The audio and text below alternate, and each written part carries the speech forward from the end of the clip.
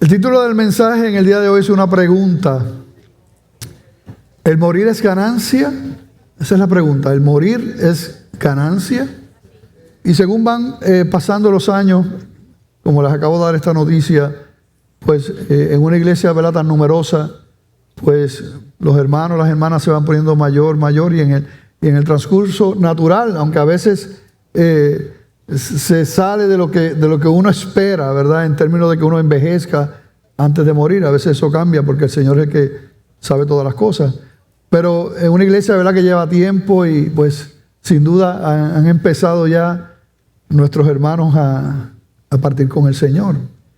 Y humanamente pues uno lo sufre, es triste, gente que uno ama y que nos ama, pero eso es parte de la vida. Si uno nació, cada día se va acortando el tiempo de tu estadía aquí en la tierra. Porque yo sé que algo tan trascendental, y además la palabra lo dice claramente, o sea, eso está en las manos del Señor. Eso no es algo que está en las manos del destino o al azar, que la gente... No, eso está en las manos del Señor ese día. Así que cada día, si Dios ha designado para ti que vivas 50 años, pues entonces cada día uno se va muriendo. Y eso toca tanto a los creyentes como a aquellos que no conocen al Señor, incluyendo aún también los ateos, a todo el mundo. Va a llegar el día, ¿verdad?, de su muerte. Va a llegar el día en que todos nosotros vamos a cantar la misma canción. Ta, tarara, ta. Ya ustedes saben. Leía una anécdota y se la voy a compartir, ¿verdad?, de un hombre que se realizó un chequeo anual y 2 días después recibió una llamada de su médico. Y el médico le dice: tengo malas noticias para ti. ¿Cuáles son las malas noticias, doctor? Le dice: te quedan solo 48 horas de vida. Imagínense, esas son malas noticias. Y el doctor le dice: pero tengo noticias peores. Pero doctor, ¿qué puede ser peor que eso? Pues que he estado tratando de llamarte desde el día de ayer.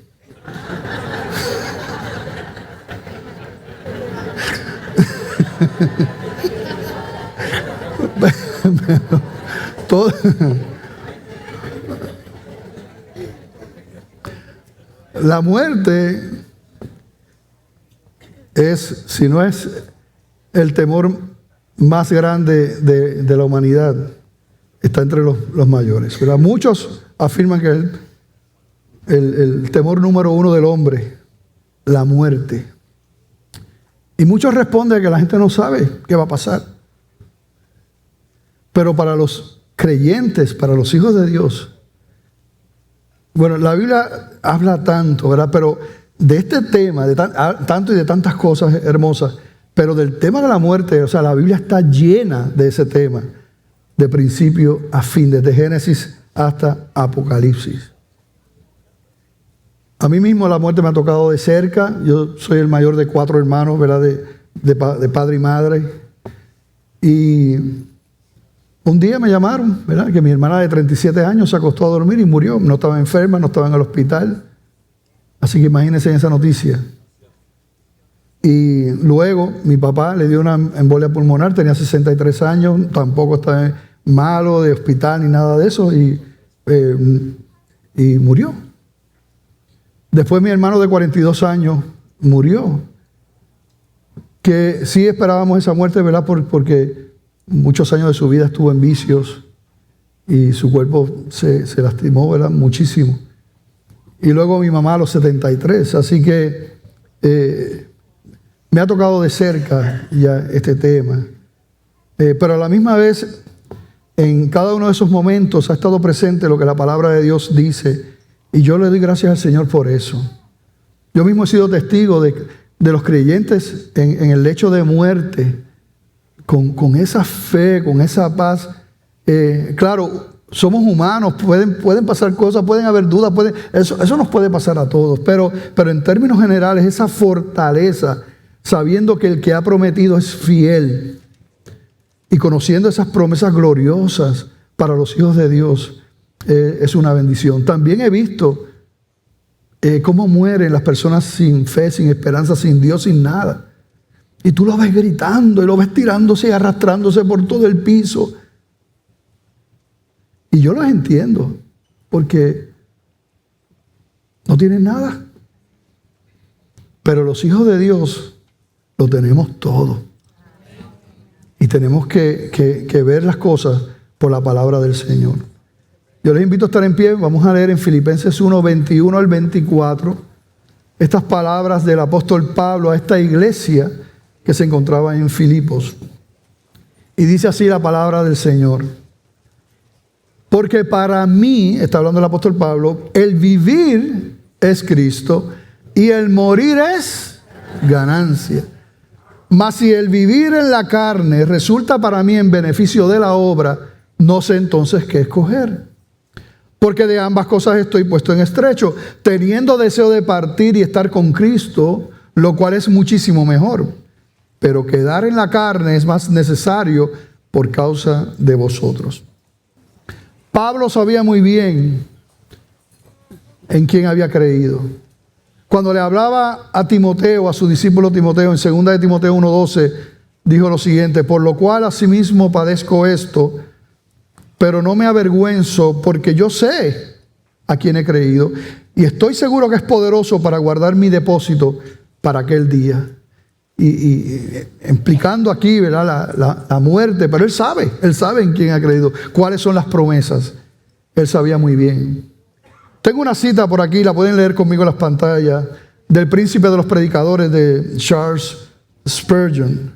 Él dijo lo siguiente: conócete a ti mismo, dijo el filósofo pagano. Eso está bien, pero ese conocimiento solo guiará a un hombre al infierno. Conozca a Cristo, dice el filósofo cristiano. Conócelo y entonces te conocerás a ti mismo, y esto ciertamente los guiará al cielo, porque el conocimiento de Cristo es conocimiento de salvación. Así que algo que decía Spurgeon, muy importante, es que muchos hablan y dicen cosas. El mundo dice cosas y habla sobre la muerte. ¿Cuántos hoy día motivadores y demás, poetas, dicen cosas con relación a la muerte? Pero hay una cosa que es la verdad, en un lugar donde está solamente la verdad, y esa es la palabra de Dios. Y ahí es que nosotros tenemos que ir, que Dios nos ayude. El apóstol Pablo sabía en quién había creído. Los apóstoles sabían en quién habían creído. Por eso la muerte no tenía poder sobre ellos. Cuando tú como cristiano conoces lo que la Biblia dice, ya la muerte no tiene ningún poder sobre ti. Pero si tú lo desconoces, aún siendo cristiano, podrías responder como el mundo responde. Y eso no es lo que el Señor quiere, ¿verdad? Primero que es muy triste, porque desconoces la bendición de lo que Dios ha hecho y de lo que verdaderamente es la muerte para nosotros. Así que eso es lo que vamos a hacer en este día. ¿Qué aprendió el apóstol Pablo? ¿Qué nos dice la palabra para que nosotros también vivamos por ella? Lo primero con relación a la muerte, y vamos a estar viendo diferentes pasajes con ese tema de la muerte en los hijos de Dios. Lo primero es que para los hijos de Dios la muerte no es el final. Es un cambio de dirección. Es un cambio de residencia. La muerte es una puerta para nosotros. No es el final. Y yo me gozo cuando aquí hay hermanos, ¿verdad? Viene a mi mente una hermana que perdió a su hijo.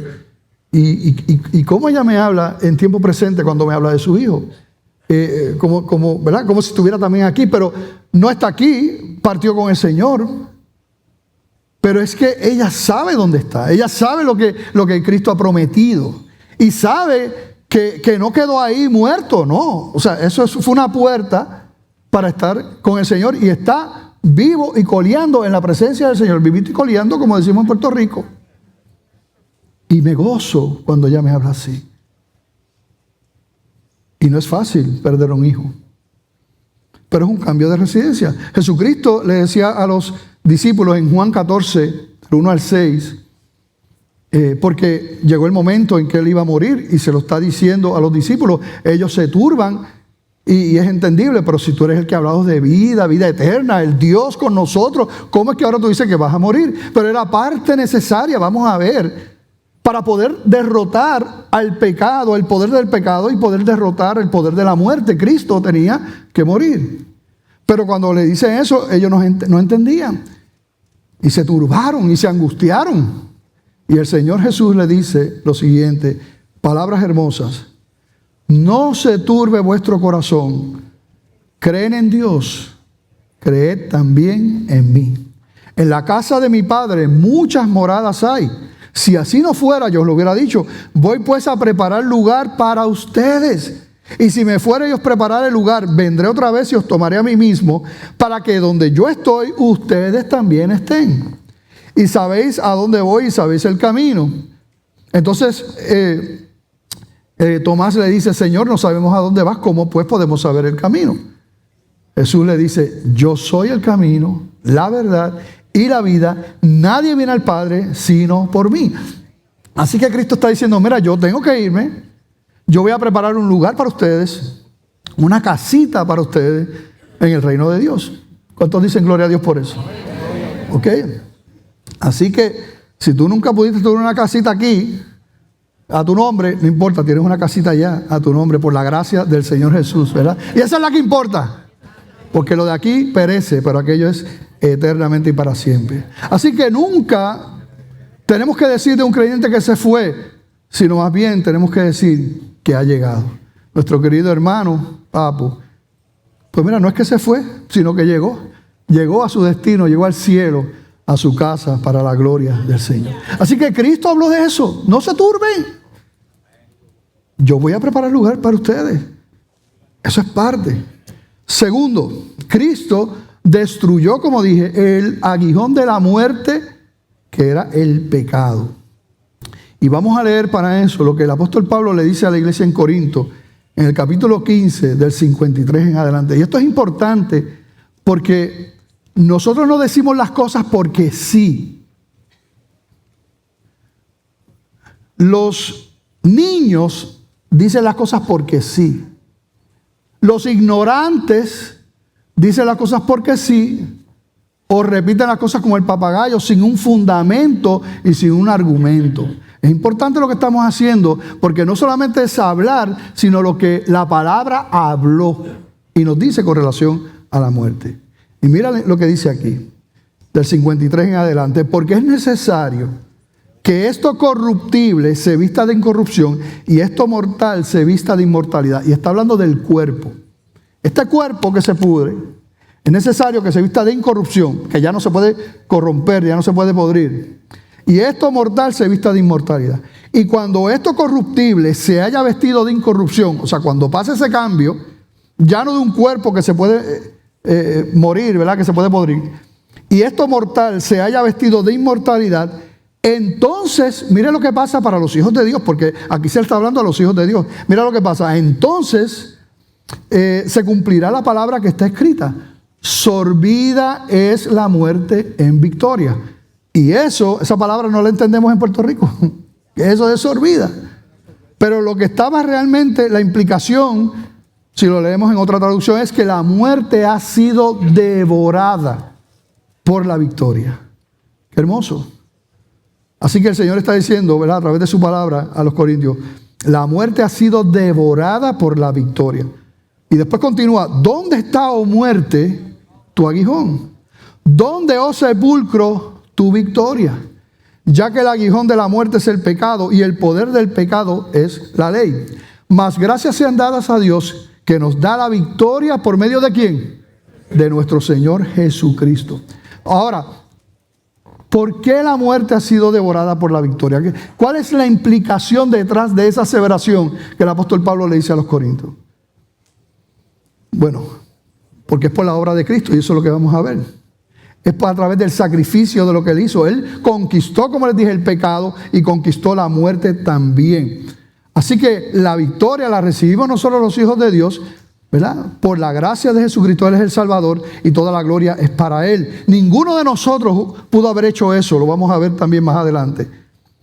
Dice aquí que el aguijón de la muerte es el arma que podía hacernos daños a nosotros.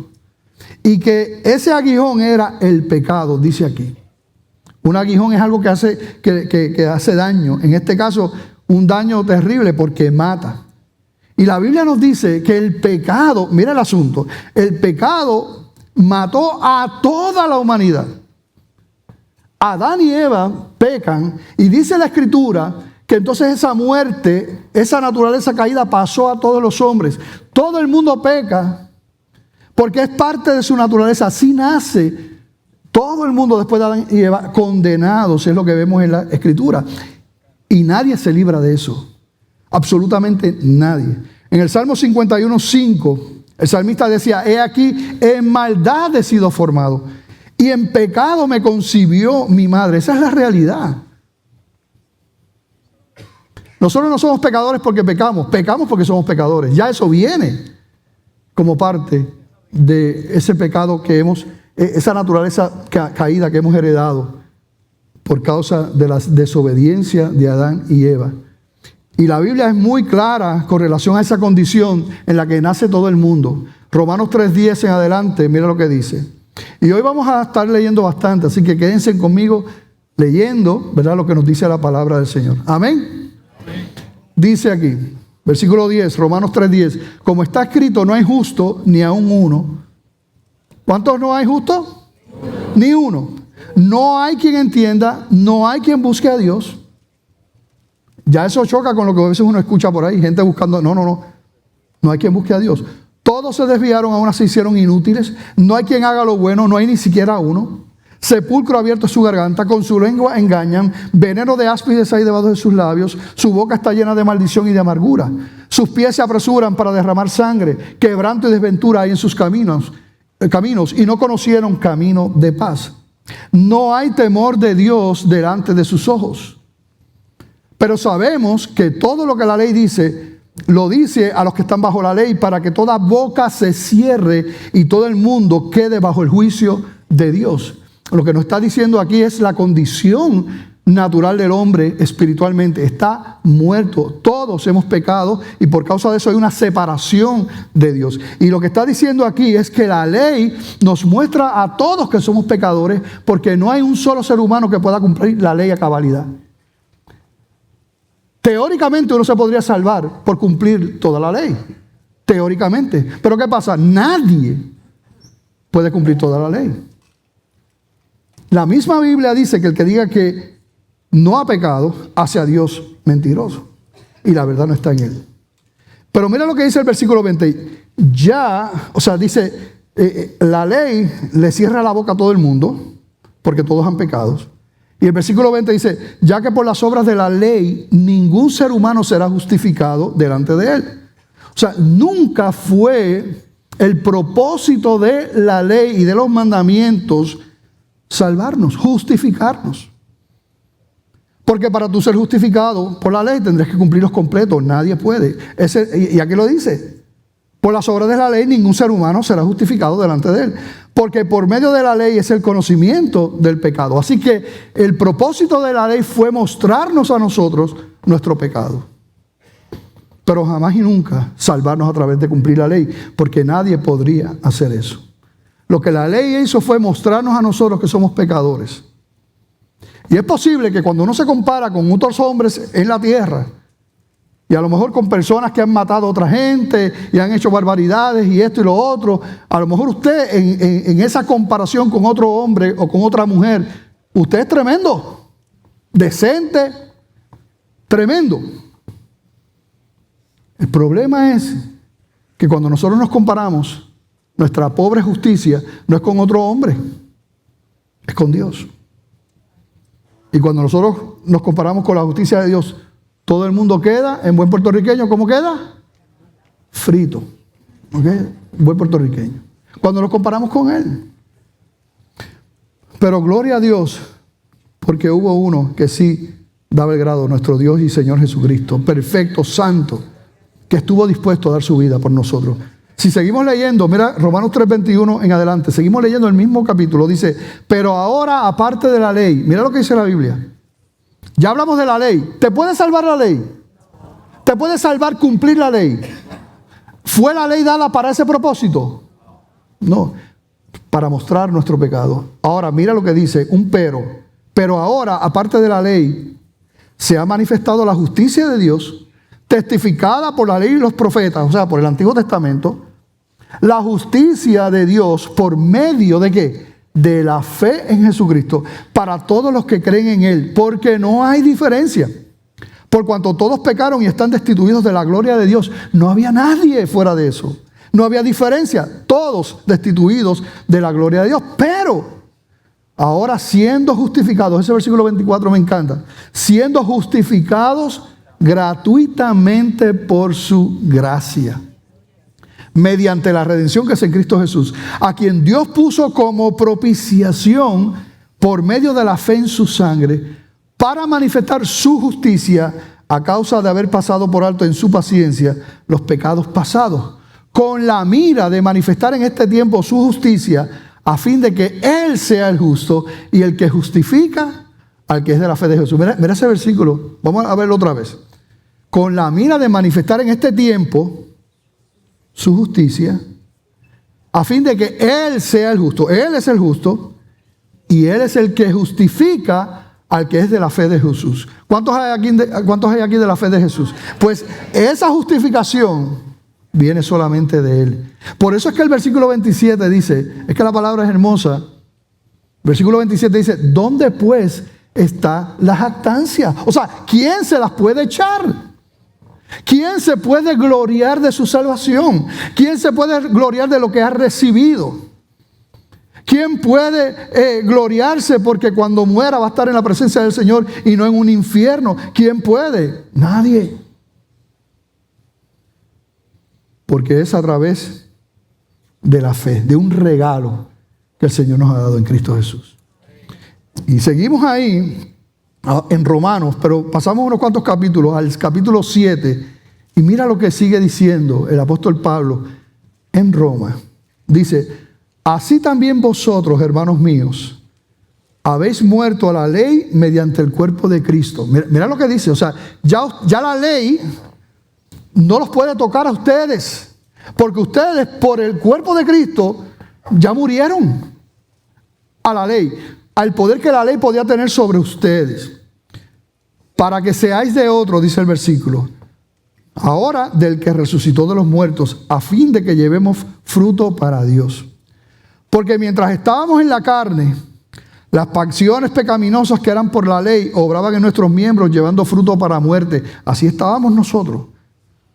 Pero ahora estamos libres de la ley, por haber muerto para aquella en que estábamos sujetos. Mira lo maravilloso de la Escritura.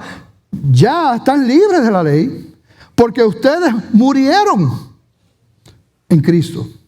Así que dice, de modo que sirvamos bajo el régimen nuevo del Espíritu, con E mayúscula, refiriéndose al Espíritu Santo, y no bajo el régimen viejo de la letra, de esa ley. No, ahora no. Ya ustedes, la ley no tiene poder alguno sobre ustedes, porque de hecho ustedes murieron. Estamos hablando espiritualmente, pero murieron en Cristo Jesús.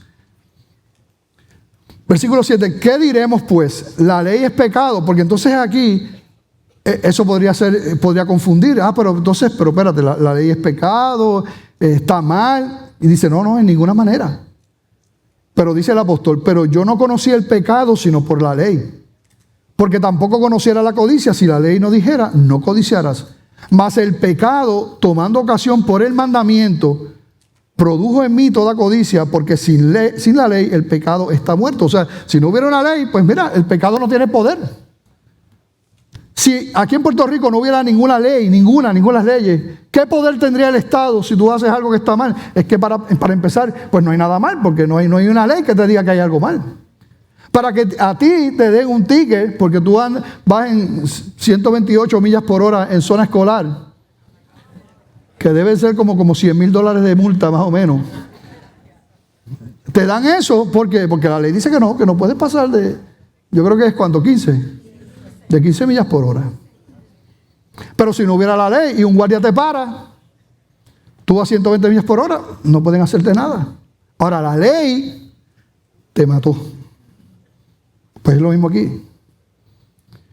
El apóstol Pablo dice en el versículo 9, y yo sin la ley vivía en un tiempo, pero venido el mandamiento, el pecado revivió y yo morí. Y hallé que el mismo mandamiento que era para vida, a mí me resultó para muerte. Y muchas cosas son así en la Biblia.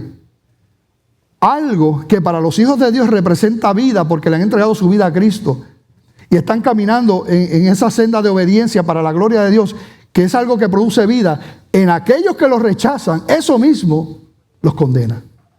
Y es lo que dice ahí. Versículo 11, porque el pecado, tomando ocasión por el mandamiento, me engañó y por él me mató. Todos somos pecadores. Todos somos pecadores. Pero Cristo, dice la palabra, destruyó al diablo, a la muerte, al pecado. Él conquistó y venció todo eso. Porque Él era el Rey de Reyes, Señor de Señores. Él era Dios mismo, sin pecado, pero con el poder para derrotar el pecado y el poder para derrotar a la muerte. De manera que los que crean en Él reciben ese regalo y ya la muerte no tiene poder sobre ellos y ya el pecado no tiene poder sobre los hijos de Dios. ¿No es eso algo maravilloso?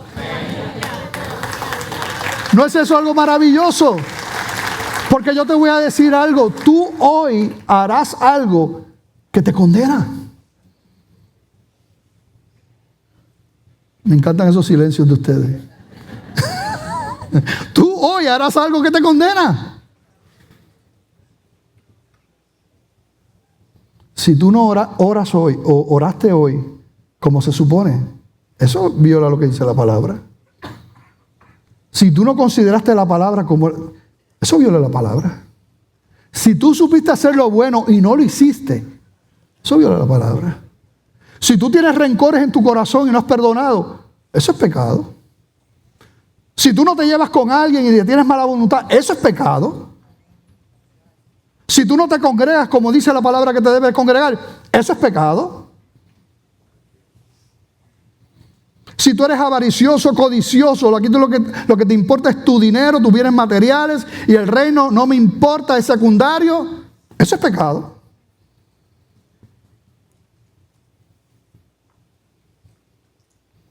Pero Cristo destruyó al diablo, que dice la palabra que era el que tenía el imperio de la muerte. Aleluya, gloria a Dios. Y hay un versículo en Hebreos capítulo 2 que habla sobre eso y es hermoso. Quiero que lo lean conmigo. Hebreos 2:14 en adelante dice, así que por cuanto los hijos participaron de carne y sangre, o sea, nosotros, está hablando de nosotros, fuimos hechos seres humanos de carne y sangre, es lo que dice ahí. Él también, refiriéndose a Cristo, Él también participó de lo mismo.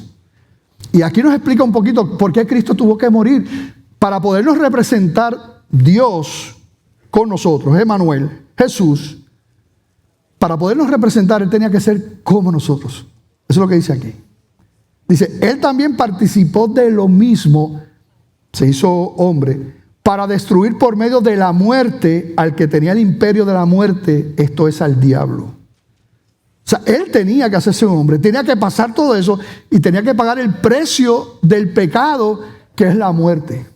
Pero como Él era Dios, Él sí podía vencer al pecado, podía vencer a la muerte, porque la palabra dice que al tercer día Él resucitó, aleluya. Y eran parte de sus planes. Y dice aquí, versículo 15, y librar a todos los que por el temor de la muerte estaban durante toda la vida sujetos a servidumbre. Y me encanta ese versículo porque no solamente nos libró del imperio de la muerte, del que tenía el imperio de la muerte, que era Satanás. No solamente eso, sino que nos libró también del temor de la muerte. No solamente nos libró del poder de la muerte, sino que también nos libró del temor de la muerte. Aleluya. Porque sabemos en quién en qué manos estamos. Dice el versículo 16, porque ciertamente no socorrió a los ángeles, sino que socorrió a la descendencia de Abraham. Cuando ahí dice ahí la descendencia de Abraham, no se está refiriendo a todo el mundo. Cuando ahí dice la descendencia de Abraham, la implicación es a aquellos que son hijos de fe. Esos son creyentes, no todo el mundo. Él socorrió a la descendencia de Abraham. Versículo 17, por lo cual debía ser en todo semejante a sus hermanos. Mira el decreto. Para venir a ser misericordioso y fiel sumo sacerdote en lo que a Dios se refiere, para expiar los pecados del pueblo. Aleluya. Por eso es que le costó. Jesucristo en el huerto de Getsemaní, Señor, si es posible que pase de mí esta copa. Pero sabía que no había otro camino. Él tenía que pagar el precio de nosotros y sabía lo que le esperaba. Pero gloria a Dios que Él lo hizo, ¿verdad? Y lo hizo con amor, aunque en su humanidad fue fuerte. Pero no le importó por amor a nosotros lo que Él iba a sufrir. Gloria a Dios, aleluya. Gracias, Señor. Dale gracias al Señor por los años que tú le sirves a Él. Gracias, Señor. Gracias por lo que hiciste. Porque hasta aquí me has traído, Señor. Y no me dejarás. No me dejarás, no te dejarás. Nuestro país es religioso, bastante religioso. Sobre todo en una herencia religiosa. Es importante tocar algunos temas, ¿verdad? No pretendo ofender absolutamente a nadie. Solamente presentar estos asuntos también y después a la luz de la Escritura, ¿verdad? Tú puedes diferir, ¿verdad? Y no hay problema con eso. Pero son temas que tienen que ver con la muerte. Uno es el purgatorio y el otro es el alma dormida. Con relación al purgatorio, tú puedes buscar en la Escritura, no vas a encontrar esa palabra. Pero el purgatorio lo que pretende es que nuestros pecados sean expiados mediante el sufrimiento que podamos tener en ese lugar, supuestamente, no está en la Biblia en ningún sitio, pero supuestamente sufrir para entonces poder llegar al cielo. Pero eso contradice lo que la palabra dice de la obra de Cristo. La obra de Cristo dice que no se quedó, ni un solo pecado sin perdonar en la cruz del Calvario, ni uno solo. De hecho, si a Cristo se le quedó un pecado sin perdonar, ¿quién lo va a perdonar? Si un pecado se quedó sin ser cubierto por la sangre de Cristo, ¿qué lo va a cubrir? No dice, mucho menos dice que por las obras de otro, los pecados de alguien serán expiados. En ningún lugar. Eso lo dice la Escritura.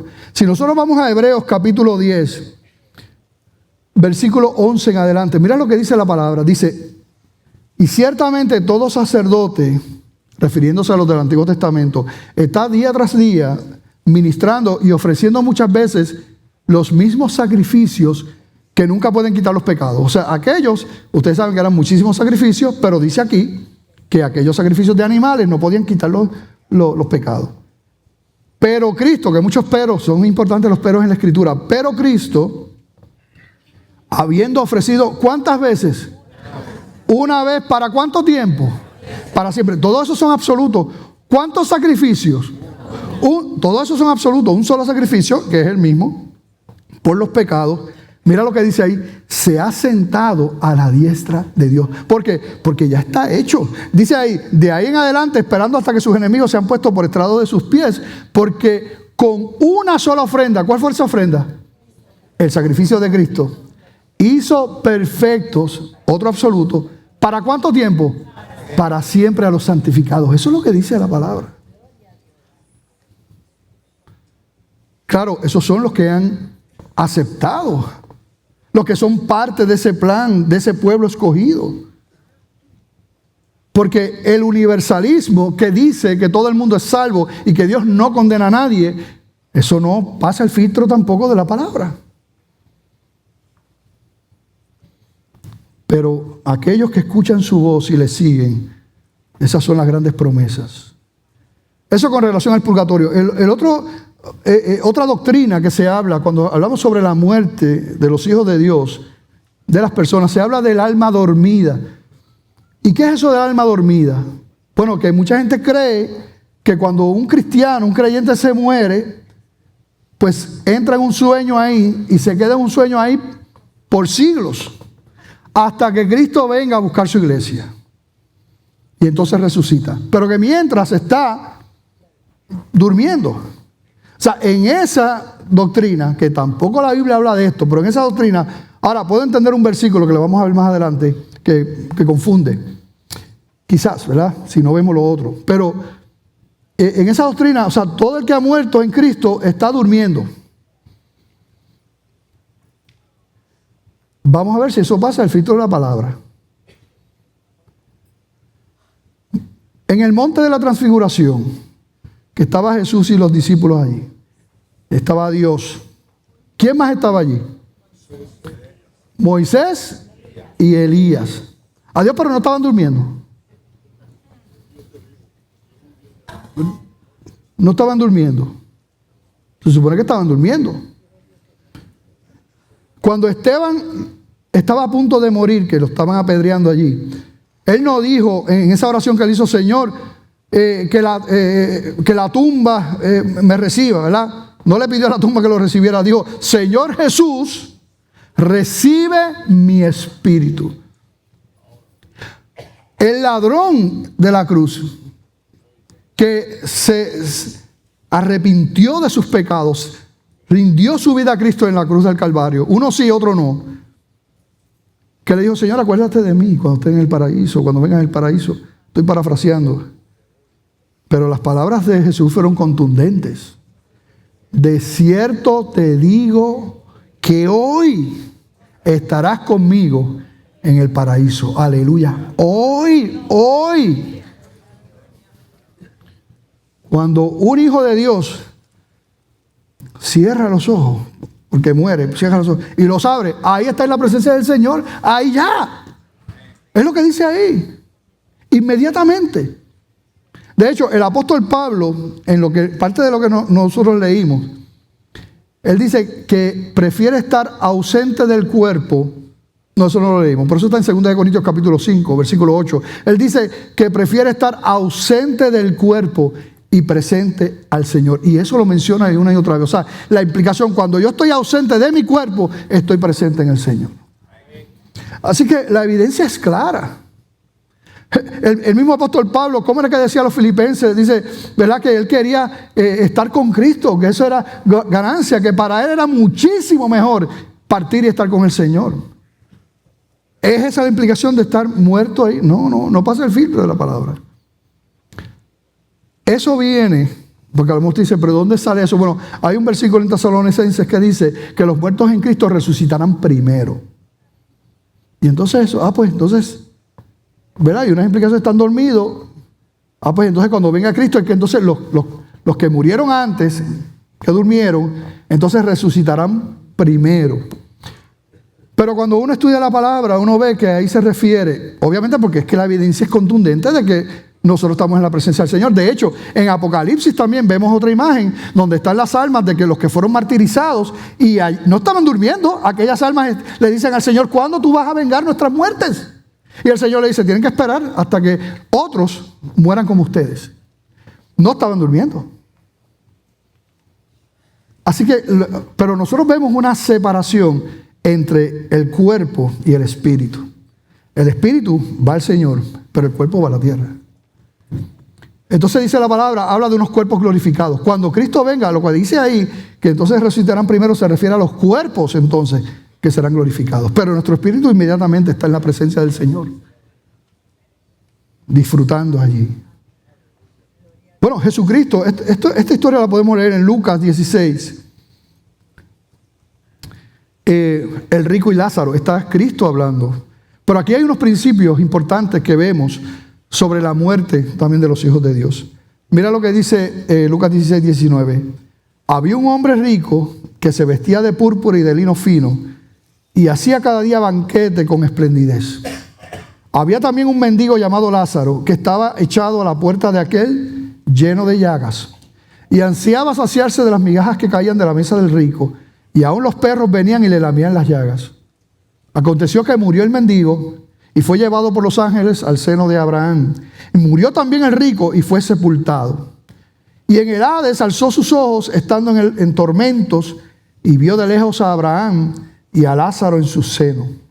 Entonces él, dando voces, este rico que estaba sufriendo, dijo: Padre Abraham, ten misericordia de mí, y envía a Lázaro para que moje la punta de su dedo en agua y refresque mi lengua, porque estoy atormentado en esta llama. Imagínense esa imagen. O sea, este hombre era un rico, poderoso, y este era un mendigo allí, por diosero, me imagino sucio y cuanta cosa, pero era tan terrible lo que estaba pasando ese hombre allí, que decía que él moje la punta de sus dedos para lamer esos dedos del pordiosero. Pero Abraham le dijo: hijo, acuérdate que recibiste tus bienes en tu vida, y Lázaro también males, pero ahora este es consolado aquí y tú atormentado. Además de todo esto, una gran cima está puesta entre nosotros y vosotros, de manera que los que quieran pasar de aquí a vosotros no pueden, ni de allá para acá.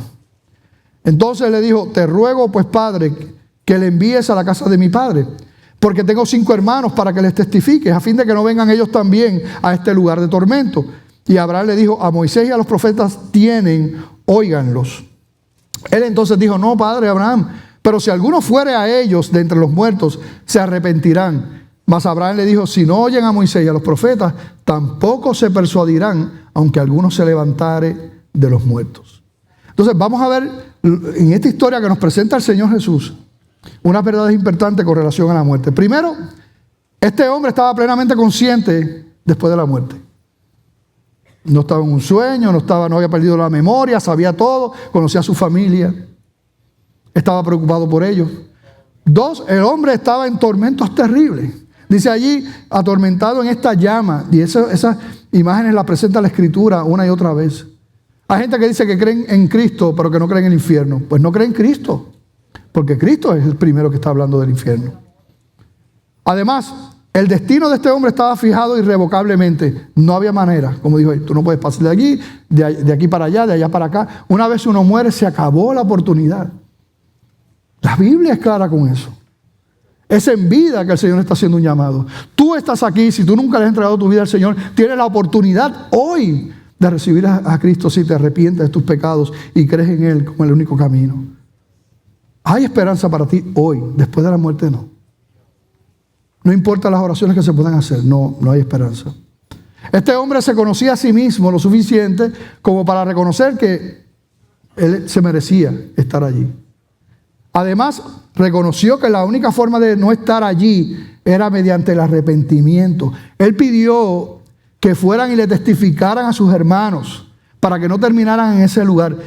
Y eso es importante porque al principio da la impresión que tú vas al cielo si eres pobre y si tú eres rico vas al infierno. Pero eso no es. Claramente después la misma Biblia se interpreta a sí misma y nos muestra que él estaba allí porque no creyeron, porque no se arrepintieron.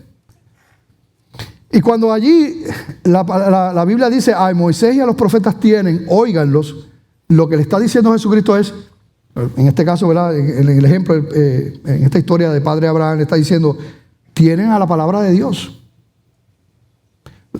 Moisés y los profetas era el Pentateuco, la ley mosaica, más entonces todos los profetas. Ese es el Antiguo Testamento, que era la escritura que ellos tenían, porque el Nuevo Testamento no había sido escrito en ese momento.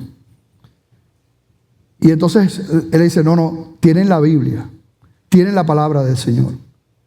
La palabra del Señor es el camino, en la palabra del Señor es que está la verdad, en la palabra del Señor es que está la vida. La vida está en Cristo Jesús, el Cordero que quita el pecado del mundo, aleluya.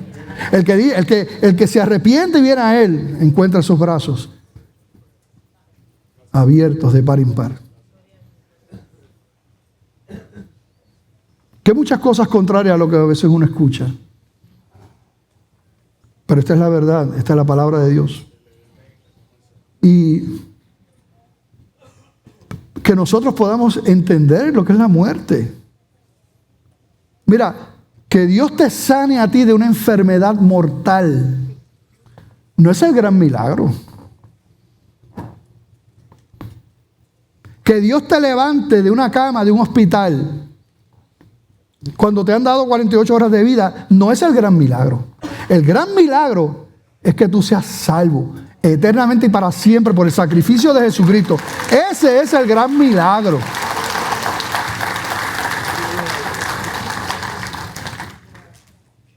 Así que, como decía Pablo, el morir es ganancia.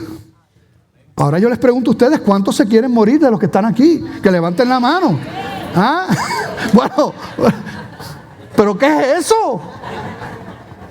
¡Qué poquitas manos! ¿Cuántos se quieren morir en el sentido de lo que hemos recibido, de la palabra, de lo que es la muerte para los hijos de Dios? ¿Cuántos se quieren morir? Ahí. Los vi ya inflando los pulmones para soplar la plumita. Los vi. Y si no sabes esa historia, le preguntas al pastor René después.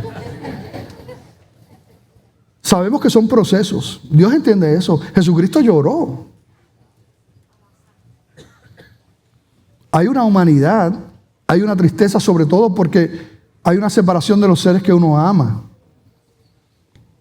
Pero, como siempre decimos aquí, cuando nosotros entendemos la palabra, podemos tener esa tristeza.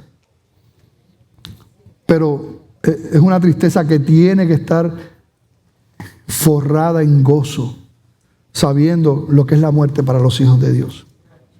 Entonces, ¿por qué una pregunta? El título del mensaje, ¿el amor es ganancia? ¿Por qué una pregunta? ¿Y por qué no una aseveración?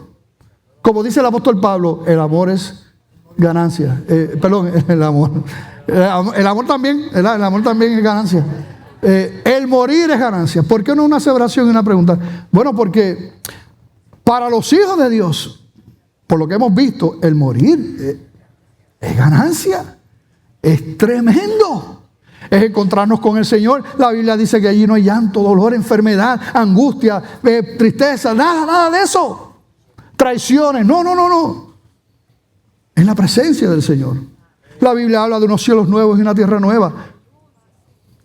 Eso está glorioso para los hijos de Dios. Pero es una pregunta porque para los que no han rendido su vida a Cristo, para aquellos que no han creído, que no son hijos de Dios, como dice la palabra, porque no le han confesado ni le han recibido, el morir es terriblemente una pérdida. Y no por un día ni por dos, sino también por una eternidad. Cristo dijo, estoy citando palabras de Cristo, irán estos al castigo eterno y los justos a la vida eterna. Cristo dijo, Marcos 9, donde el gusano de ellos no muere y el fuego nunca se apaga. Cristo dijo, serán echados a las tinieblas de afuera, allí será el lloro y el crujir de dientes.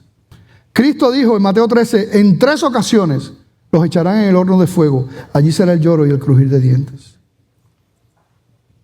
Así que es una tremenda noticia para los hijos de Dios, pero una terrible noticia para los que no conocen, ¿verdad?, al Señor. Pero si tú estás vivo, tú estás aquí, hay esperanza para ti. Aleluya. Hay esperanza para ti. Para ir al infierno es bien fácil. Lo único que tienes que hacer es rechazar a Cristo. Él es el único que te puede librar de ese tormento. Nadie jamás se salvará por obras. Absolutamente nadie. Todos hemos pecado. Si te pregunto qué tan perfecto tú tienes que ser para entrar al cielo, la respuesta es bien fácil. Tienes que ser tan perfecto como Dios para ganarte el cielo por tus obras. Pero en la Biblia nosotros, y ante la muerte, vemos que la respuesta está en Cristo. Él dijo, yo soy el pan de vida. El que a mí viene nunca tendrá hambre y el que en mí cree no tendrá sed jamás. Yo soy la resurrección y la vida. El que cree en mí, aunque esté muerto, vivirá. Yo soy la luz del mundo. El que me sigue no andará en tinieblas, sino que tendrá la luz de la vida. Yo soy la puerta. El que por mí entrare será salvo y entrará y saldrá y hallará pasto. Yo soy el buen pastor. El buen pastor su vida da por las ovejas. Yo soy la resurrección y la vida. El que cree en mí, aunque esté muerto, vivirá. Yo soy el camino, la verdad y la vida. Nadie viene al Padre sino por mí. El que cree en mí tiene vida eterna. Amén. Aleluya. Amén. Gloria a Dios. Eso es lo que Cristo ha respondido. Les voy a leer y con esto, aquí terminamos con esta porción de la Escritura. Juan 12, 44 al 47. Pero, ¿cuál es tu respuesta a esto? ¿Cuál es tu respuesta a Dios? Si tú eres cristiano, ¿qué es la muerte para ti? ¿Cómo tú ves la muerte? Si tú no eres cristiano, ¿cuál es tu respuesta a Él? Mira lo que dice Juan 12, 44 en adelante. Dice, Jesús clamó y dijo, el que cree en mí, no cree en mí, sino en el que me envió. Y el que me ve al que me envió. Yo, la luz, he venido al mundo para que todo aquel que cree en mí no permanezca en tinieblas.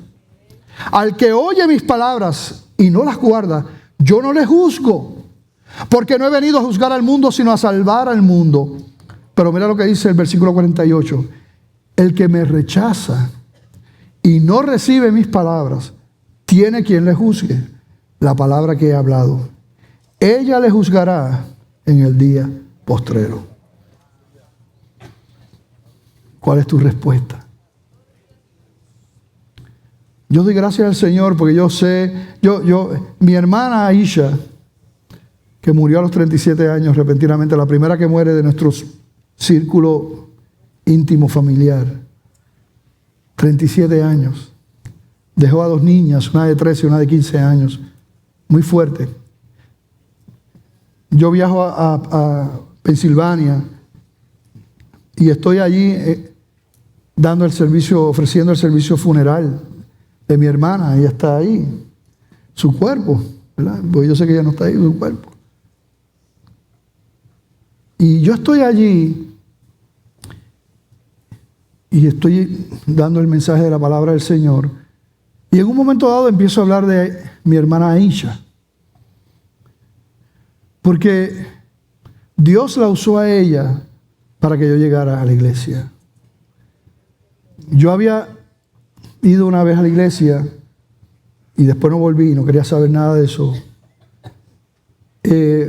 Pero en esa, ¿verdad? Después tuve el accidente de la motora, estoy allí, ¿verdad? Mari me invita a la iglesia y con todo eso yo no iba a ir, ¿verdad? Porque me invitaron a una reunión de jóvenes, yo tenía 18 años. Y entonces viene Aisha, que tenía como 12 años más o menos, jovencitita. Y me dice, Joel, si tú no vas a la iglesia, porque ella quería ir a los jóvenes, ella era bien muchacho, terrible, bien picuita así. Si tú no vas a los jóvenes, mami no me deja ir a los jóvenes. Y el Señor sabe que yo siempre he tenido el corazón blandito con ellos y le dije, pues está bien, pues yo voy para allá, por los aleluyas eso. Y me vestí y fui para allá. Y ya cuando llegué a los jóvenes, ya el Señor me había triturado, tú sabes. Y esa noche fue que yo hice la oración, Señor, si tú eres real, cámbiame. Si lo que estos jóvenes están haciendo es genuino, yo te pido que tú me cambies, ¿verdad? Y siempre recuerdo cómo Dios la usó, porque en ese proceso yo no iba a ir, ¿verdad? Y cuando yo estoy contando eso, se me ha hecho un clase de taco aquí que no podía. Y yo le digo que no es que yo haya escuchado audiblemente la voz de Dios, pero ha habido tantas ocasiones que es como si la hubiera escuchado audiblemente. Y una de esas ocasiones fue ese día, que cuando yo estoy ahí con ese taco, yo le digo que es como si hubiera escuchado la voz del Señor que me dijo, tú la vas a volver a ver. Y esa es la realidad de la palabra del Señor. ¿Dónde está, oh muerte, tu victoria? ¿Dónde, oh sepulcro? ¿Verdad? No sé qué cambié ahí, sabrá Dios que cambié, pero no importa. ¿Dónde está tu victoria? ¿Dónde? No. ¿Dónde está tu poder? Ninguno para los hijos de Dios. Aleluya. Así que Dios nos ayuda a decir como el apóstol Pablo, estar con Cristo es muchísimo mejor. El morir es ganancia para los hijos de Dios. Gloria al Señor. Yo quiero preguntar, y vamos a cantar. Imaginen que vamos a cantar. más allá del sol. Yo tengo un hogar. ¿Cuántos tienen un hogar más allá del sol? Aleluya. Los cristianos tienen un hogar. Cristo fue a preparar el lugar, ¿verdad? Él fue a preparar el lugar. Pero yo pregunto primero, ¿cuántos de los que están aquí he escuchado el mensaje? Lo que Cristo hizo. Has escuchado, ¿verdad? Que hay un abismo terrible que te separa de Dios, que es tu pecado, porque todos hemos pecado. La Biblia no habla de buenos y malos, ¿saben? La Biblia habla de malos y malos. Malos no redimidos y malos redimidos por el Señor. Pero bueno ni uno. Ese pecado ha hecho separación. Solamente hay un camino, claramente, Jesucristo. Él se hizo un hombre para representarnos y pagar el precio, de manera que los que creamos entonces recibimos el perdón de nuestros pecados, el perdón. Así que yo pregunto si aquí hay alguien que el Señor lo está llamando, que reconoce que es pecador, reconoce que no hay otro camino porque no lo hay. No es por ir a la iglesia, no es por venir a esta iglesia o a cualquiera, no es por obras, dice la palabra. No es por religión, no es por rito, absolutamente no. Tu justicia no será suficiente. Solo un camino a través de Cristo, creer en Él.